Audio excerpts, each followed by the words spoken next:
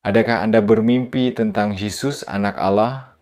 Porque Deus amou o mundo.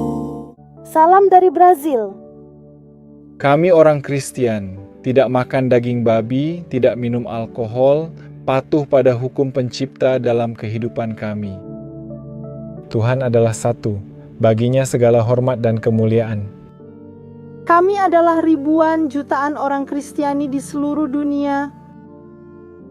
Tapi tahukah kamu, meskipun berperilaku baik di luar, aku seringkali memiliki egoisme, cinta pada diriku sendiri, dan ingin menjadi lebih baik dari yang lain, penampilan.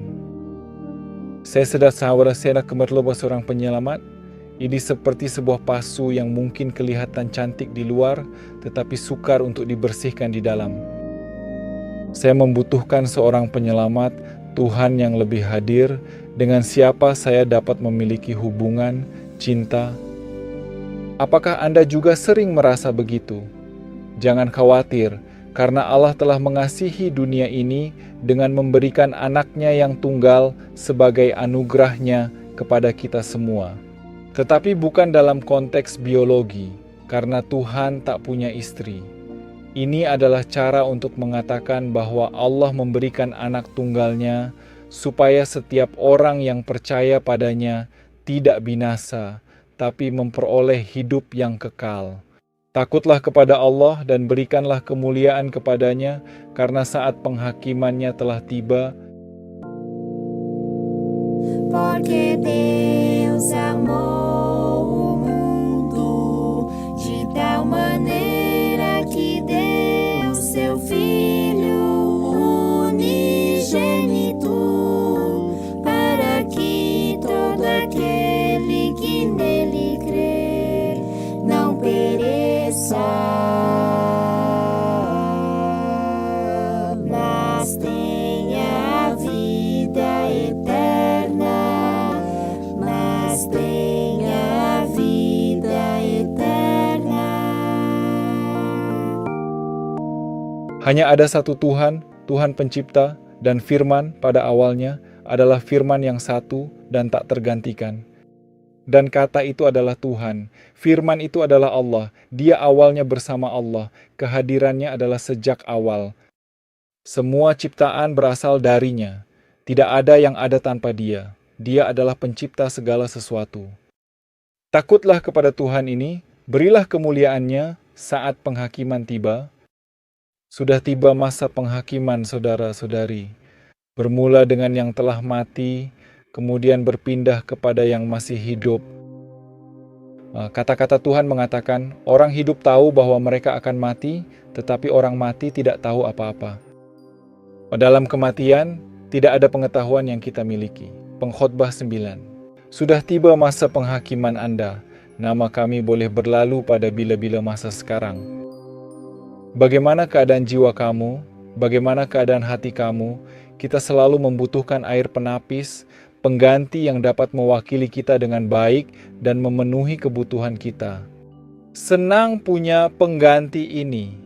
Anda ingat ketika Ibrahim dipanggil untuk mengorbankan anaknya, kambing jantan muncul menggantikan anaknya dan menjadi pengganti. Anak laki-laki Abram tak perlu mati. Cantik banget. Bagaimana keadaan jiwamu? Kita sedang berada dalam bahaya nyawa. Esok kita tidak tahu apakah kita akan hidup atau mati. Satan, musuh, adalah pencetus perang. Dia sangat menyukai peperangan dan konflik. Tuhan adalah kasih. Tuhan, Bapa, Anak, dan Roh Kudus adalah satu Tuhan yang tunggal dan maha kuasa dalam segala hal. Berikan dia kemuliaan. Al-Quran menyatakan bahwa tiada sesiapa pun boleh mengubah firman Allah. Al-Quran juga menyatakan bahwa pengikut Injil harus menghakimi sesuai dengan apa yang Allah turunkan di dalamnya. Mereka yang tak menghakimi sesuai dengan apa yang Tuhan turunkan, mereka orang tercela. Amin. Tidak ada yang bisa mengubah firman Allah. Mari kita puji nama-Mu atas ini. Amin. Dan berikan kemuliaan. Tahu, ritual dan upacara yang banyak orang lakukan di masa lalu kita tidak lakukan karena Yesus telah memenuhinya. Dia adalah anak domba yang mati di tempat kita. Kami tidak menyediakan binatang, namun kami menyediakan korban rohani sebagai gantinya. Kami tidak menawarkan kepada Allah kemenyan atau asap, tetapi kami memberikan korban pujian, kata-kata syukur kepadanya. Tetapi semua yang diberikan oleh Tuhan, yaitu perintah moral, seperti 10 perintah, itu kita patuhi dan juga perintah lain untuk kehidupan sehari-hari. Allah adalah adil. Dia tidak meminta yang sulit untuk dilakukan, tetapi Dia spesifik dan melanggar perintah-perintah ini. Melanggar hukum adalah dosa yang tidak diampuni. Dengan pertolongannya, kita dapat menghentikan berbuat dosa dan hidup dengan cara yang menyenangkan Pencipta kita. Dalam satu perintah disebutkan menunggu 1 hari dalam seminggu, sebab saat Allah menciptakan dunia, Dia melakukannya dalam 6 hari dan beristirahat pada hari ke-7. Oleh itu, sehingga hari ini, nama-nama hari dalam seminggu mencerminkan itu. Rabu, Kamis, Jumaat, hari ke-7, Sabtu, Tuhan beristirahat di dalamnya.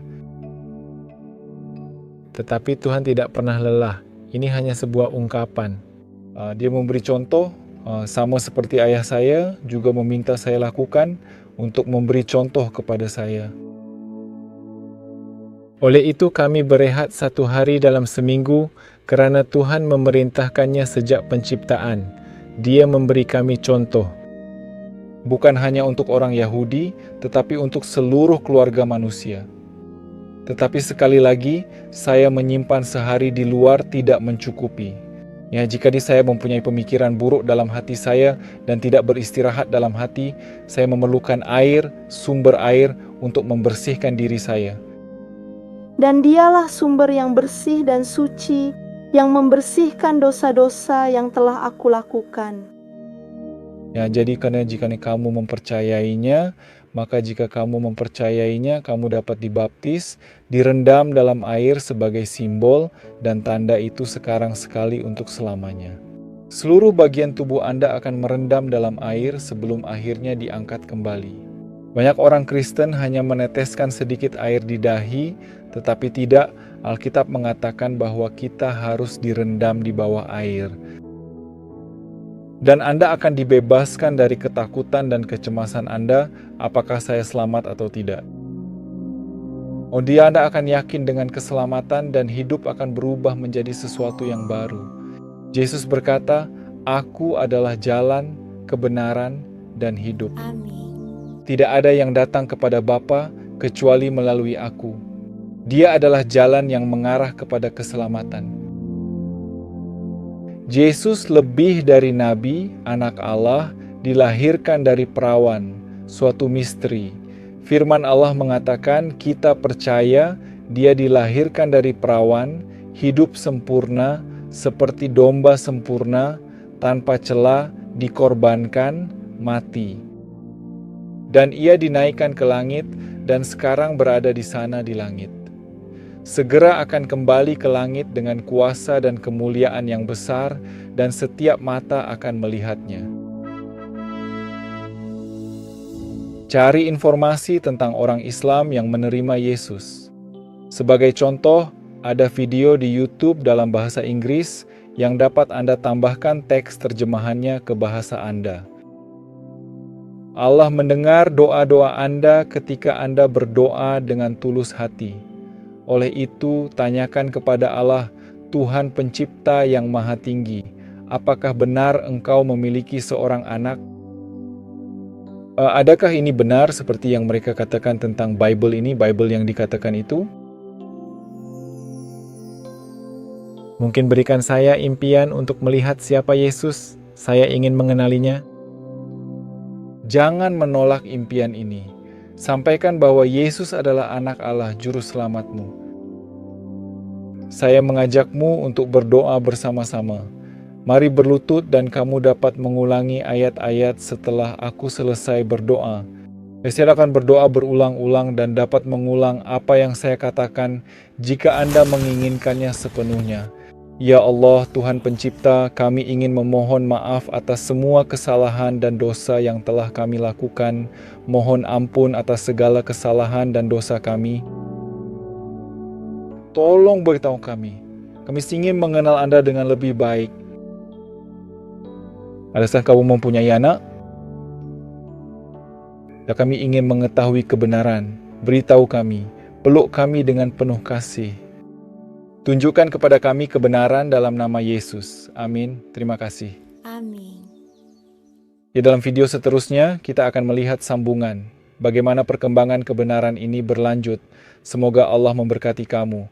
Takutlah kepada Allah dan berikanlah kemuliaan kepadanya.